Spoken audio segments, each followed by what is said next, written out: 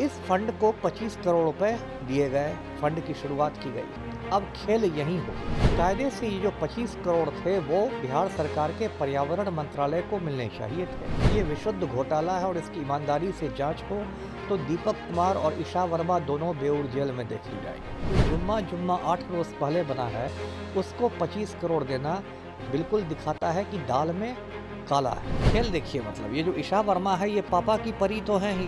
ये जो घोटाला हुआ है, घोटाला की जांच तो बिहार सरकार की कोई एजेंसी कर नहीं सकती है। तो ये मतलब एकदम जैसे कि जब बीपीएससी अभ्यर्थियों पर लाठीचार्ज हुआ तब भी पलटू राम से पूछा गया तो उन्होंने अनभिज्ञता जाहिर कर दी। नमस्कार, मैं प्रेम, आप देख रहे हैं MK news India. DK tax के नाम से मशहूर उनकी पुत्री ईशा वर्मा का पूरा मसला क्या है और राजनीतिक हलचल जिस तरह से तेज हुई है और उन पर कई गंभीर आरोप लगाते हुए नजर आ रहे हैं, क्या कुछ खास बातें हैं और क्या मुद्दे हैं, आइए हम जानते हैं। हमारे साथ पूर्वापेश अमिताभ दास सर हैं।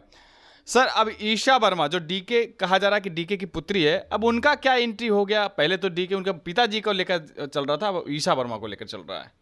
ये बहुत बड़ा घोटाला हुआ है बिहार में। देखिए, मामला ये है कि पलटू राम के प्रधान सचिव हैं दीपक कुमार और उनकी बेटी ईशा वर्मा को बिहार सरकार ने 25 करोड़ रुपए दे दिए हैं।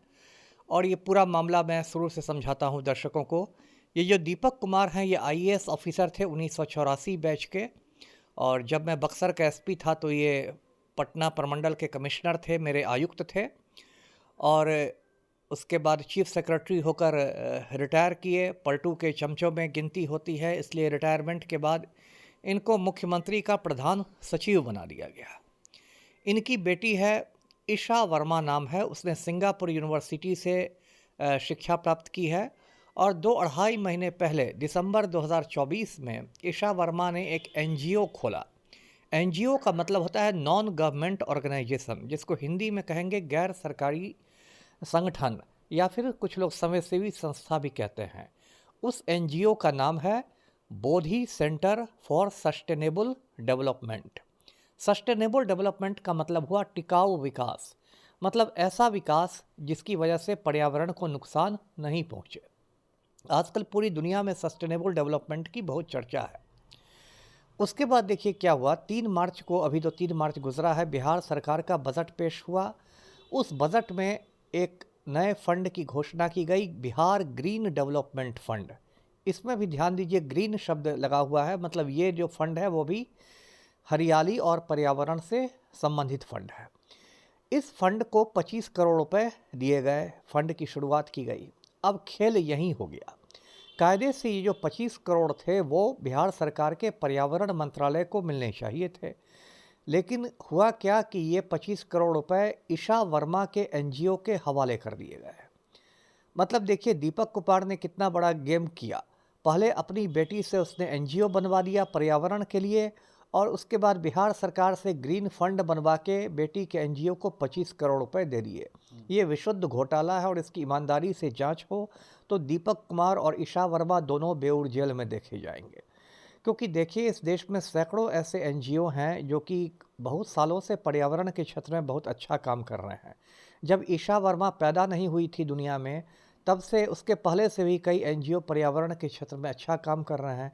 लेकिन उन सब को दरकिनार करके, उन सब को हाशिए पर डाल के एक ऐसा एनजीओ जो जुम्मा 8 रोज़ पहले बना है, उसको 25 करोड़ देना बिल्कुल दिखाता है कि दाल में काला है। जी।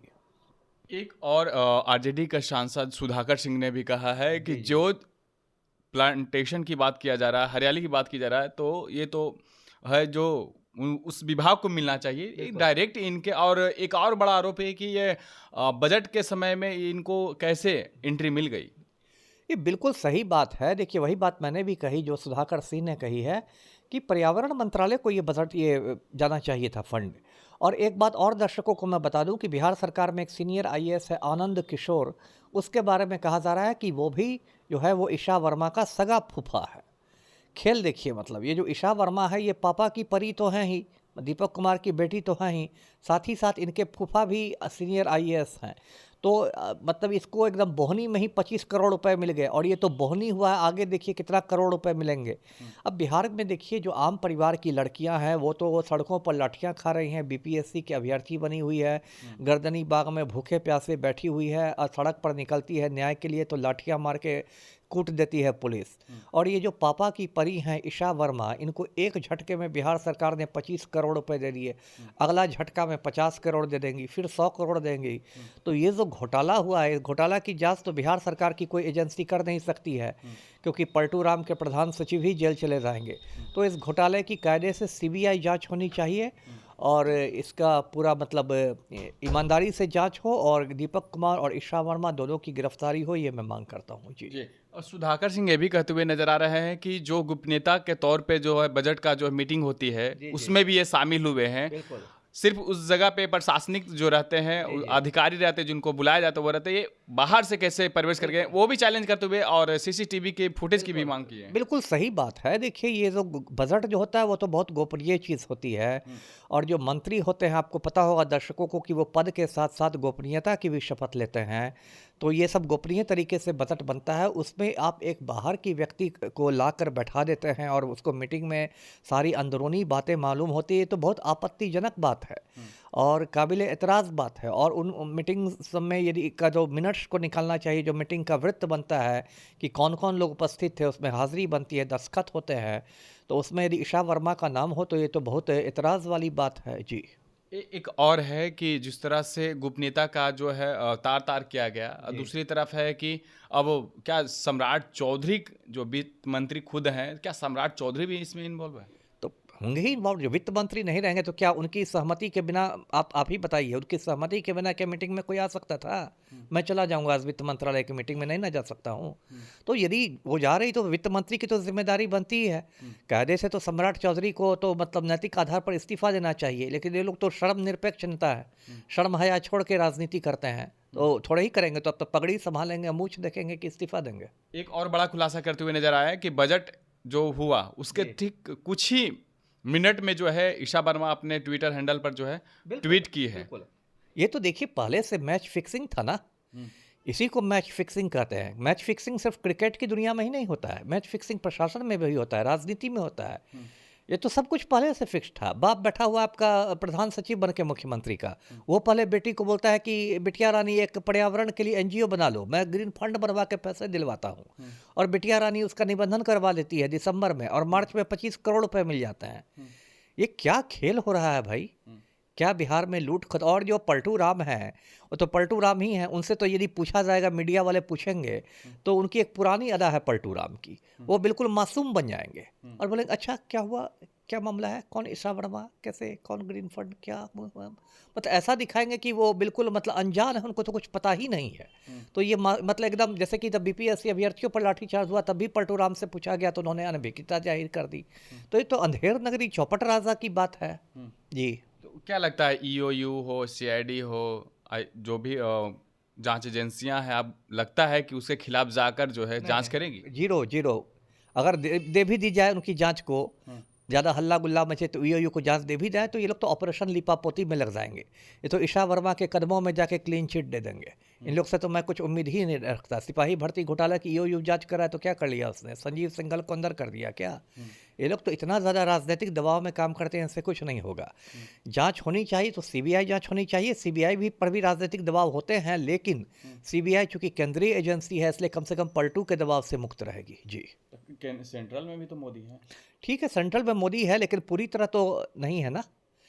पूरी तरह तो वहाँ पलटू का नहीं ना चलती है, एक छोटा सा घटक है ये। जी। तो अमिताभ दास इस पे क्या कहेंगे? अमिताभ दास तो ये कहेंगे कि सीबीआई जांच हो, न्यायिक देखरेख में जांच हो, और इस पर बाकायदा एक श्वेत पत्र जारी हो, वाइट पेपर जारी हो कि कैसे कैसे ये किया गया है।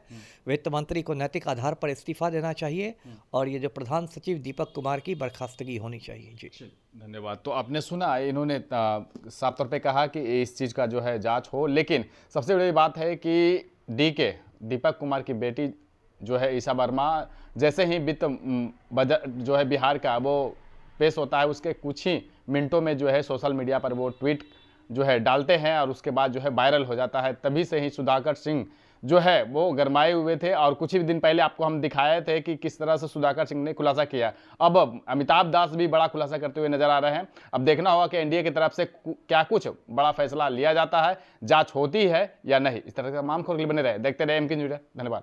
अगर आप बीमारियों से परेशान हैं, जैसे गैस्ट्रिक, डायबिटीज, बवासीर, प्रदर, श्वेत प्रदर, लिकोरिया, गठिया रोग एवं शारीरिक कमजोरी, मानसिक तनाव से परेशान हैं, तो चले आइए डाबर इंडिया परिवार छातापुर में, जहां होगा आपका निःशुल्क परामर्श एवं जांच। हनुमान मंदिर के पीछे मस्जिद के बगल में महाश्रमण इंटरप्राइजेस हीरालाल जैन जी के मकान में। रोगी देखने का समय है प्रत्येक सप्ताह, दिन शनिवार, समय 10 बजे दिन से 5 बजे शाम तक। अधिक जानकारी के लिए संपर्क करें 8406809123।